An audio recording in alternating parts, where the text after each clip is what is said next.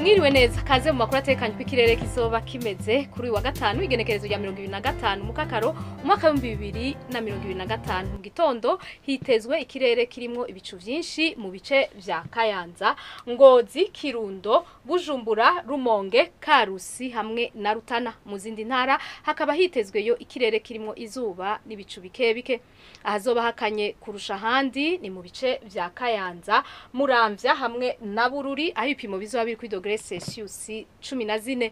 Ku muhingamo hitezwe ikirere kirimo ibicu vyinshi mu bice vya Cibitoke, Kayanza, Ngozi, Muramvya, Bubanza, Bujumbura, Mwaro, Bururi hamwe na Makamba. Mu zindi ntara hakaba hitezweyo ikirere kirimo izuba n'ibicu bike ahazorangwa ubushuhe kurusha handi ni mu karere ka Cibitoke aho ipimo bizoba biri kuri Celsius 30. Ejo mu gitondo izuba rizoseruka igihe cy'isaha 12:10 rirenge igihe cy'isaha 12:8 zo ku mugoroba.